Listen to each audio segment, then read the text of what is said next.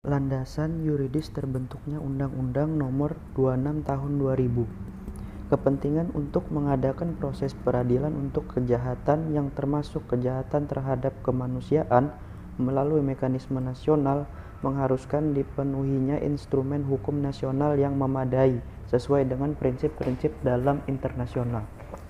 Berdasarkan kondisi tentang perlunya instrumen hukum untuk berdirinya sebuah pengadilan HAM secara cepat, maka pemerintah menerbitkan Perpu Nomor 1 Tahun 1999 tentang Pengadilan HAM.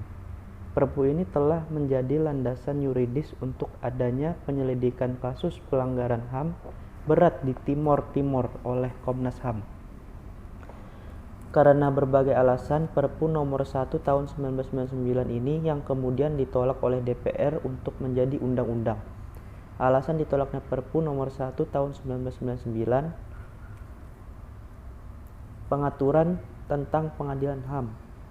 Konsideran dari Undang-Undang Nomor 26 Tahun 2000 ini menyatakan bahwa untuk ikut serta memelihara perdamaian dunia dan menjamin pelaksanaan HAM serta memberi perlindungan kepastian, keadilan, dan perasaan aman kepada perorangan ataupun masyarakat, perlu segera dibentuk suatu pengadilan hak asasi manusia untuk menyelesaikan pelanggaran hak asasi manusia yang berat sesuai dengan ketentuan pasal 104 ayat 1 Undang-Undang Nomor 39 Tahun 1999 tentang HAM.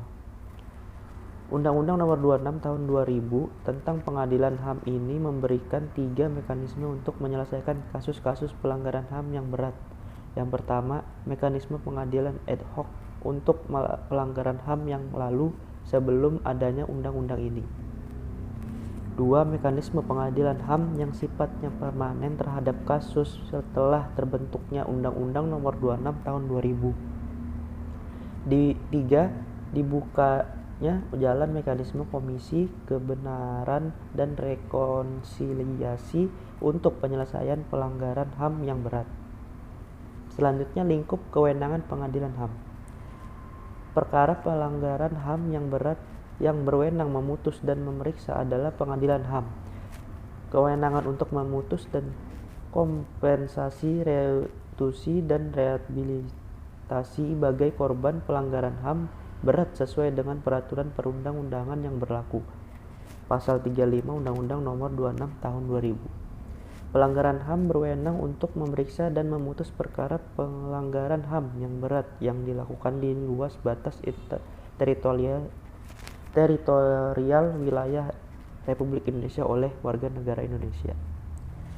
Undang-Undang Nomor 26 Tahun 2000 memberikan larangan atau membatasi kewenangan untuk memeriksa dan memutus perkara pelanggaran HAM yang berat yang dilakukan oleh seseorang yang berumur di bawah 18 tahun. Selanjutnya, jenis kejahatan yang dapat diadili. Jenis kejahatan yang dikategorikan sebagai pelanggaran HAM berat yang dapat diperiksa atau diputus dan memerlukan yuridiksa pengadilan HAM adalah 1. Kejahatan genosida, 2. Kejahatan terhadap kemanusiaan yang meluas atau sistematik. Hukum acara peradilan HAM. Pasal 10 Undang-Undang Nomor 26 Tahun 2000 menyatakan bahwa hukum acara yang digunakan adalah hukum acara yang berdasarkan hukum acara pidana kecuali ditentukan lain dalam undang-undang ini.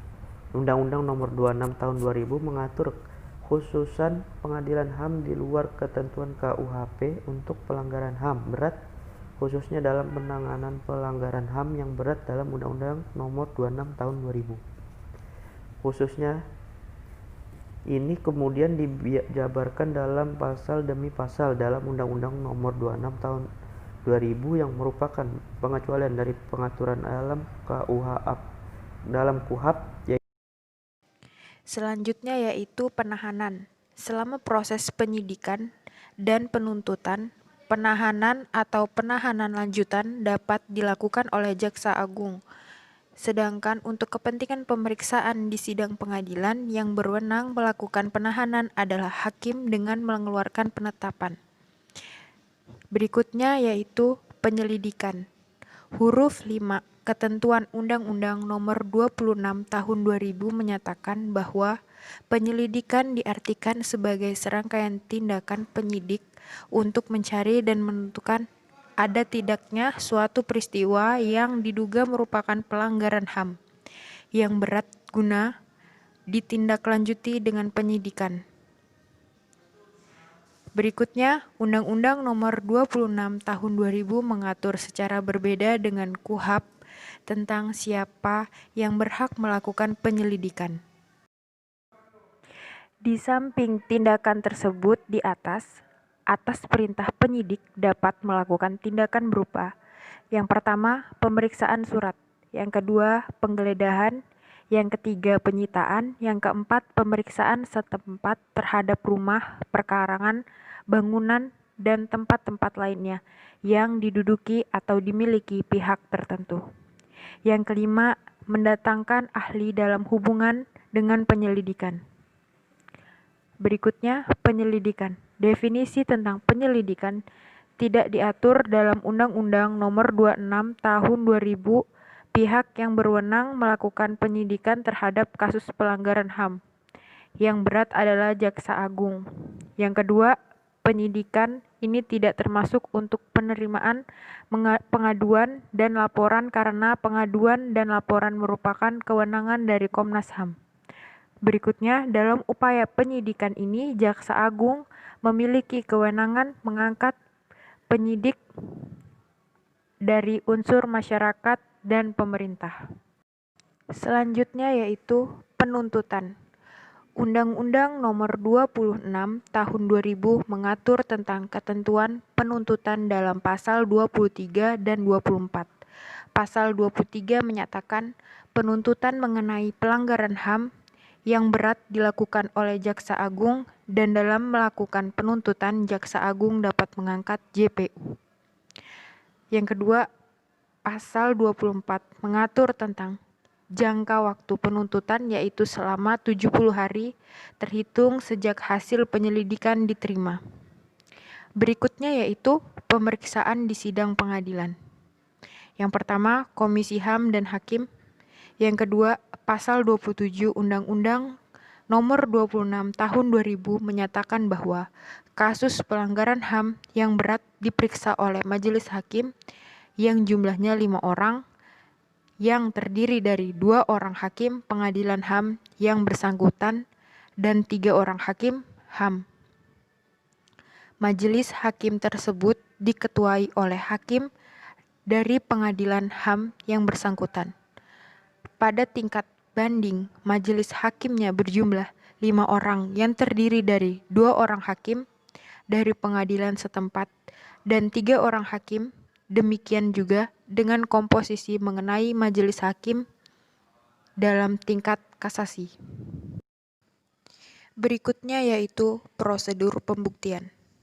Yang pertama, prosedur pembuktian dalam pengadilan HAM tidak diatur tersendiri, yang berarti bahwa mekanisme pembuktian di sidang pengadilan HAM menggunakan mekanisme yang diatur dalam KUHP. Yang kedua, pengecualian terhadap mekanisme KUHP untuk prosedur pembuktian adalah mengenai proses kesaksian dan pengadilan. Yang ketiga, dalam rangka melindungi saksi dan korban pelanggaran HAM yang berat, proses pemeriksaan sanksi dapat dilakukan dengan tanpa hadirnya terdakwa. Ketentuan ini terdapat dalam PP Nomor 2 Tahun 2002 tentang perlindungan terhadap korban dan saksi pelanggaran HAM yang berat. Yang keempat, alat bukti yang diterima juga mengacu pada pasal 184 KUHP. Ketentuan pemidanaan. Ketentuan pemidanaan diatur dalam bab 7 dari pasal 36 sampai dengan pasal 40 Undang-Undang Nomor 26 Tahun 2000. Ketentuan pidana dalam Undang-Undang Nomor 26 Tahun 2000 ini menggunakan ketentuan pidana minimal yang dianggap sebagai ketentuan yang sangat progresif untuk menjamin bahwa pelaku pelanggaran HAM yang berat ini tidak akan mendapatkan hukuman yang ringan. Pasal 36 mengatur tentang ketentuan pidana untuk kejahatan genosida, yakni dengan ancaman hukuman mati atau pidana penjara seumur hidup.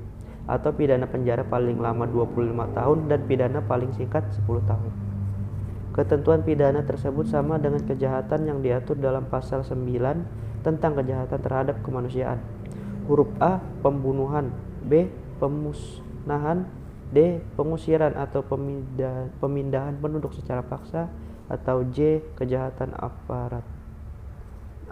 apartheid. Selanjutnya, perlindungan saksi dan korban.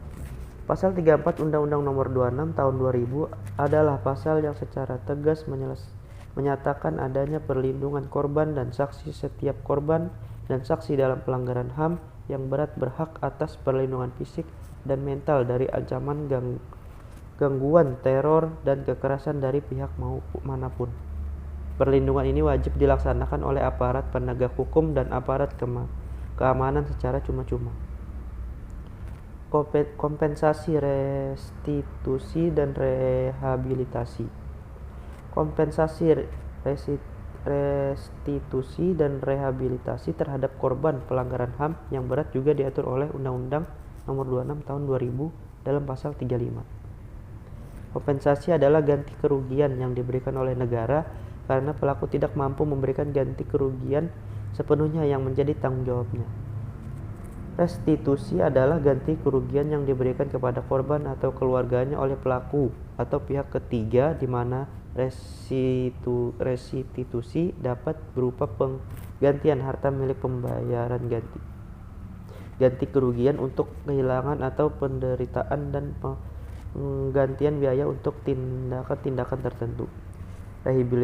Rehabilitasi adalah pemulihan pada kedudukan semula, misalnya kehormatan, nama baik, jabatan, atau hak-hak lain. Ketentuan tidak berlakunya daluarsa. Pasal 46 Undang-Undang Nomor 26 Tahun 2000 menyatakan bahwa pelanggaran HAM yang berat sebagaimana diatur dalam undang-undang ini tidak berlaku ketentuan daluarsa, sehingga ketentuan ini berada dengan ketentuan dalam KUHP pasal 78 di mana kadaluarsa menggugurkan tindak pidana.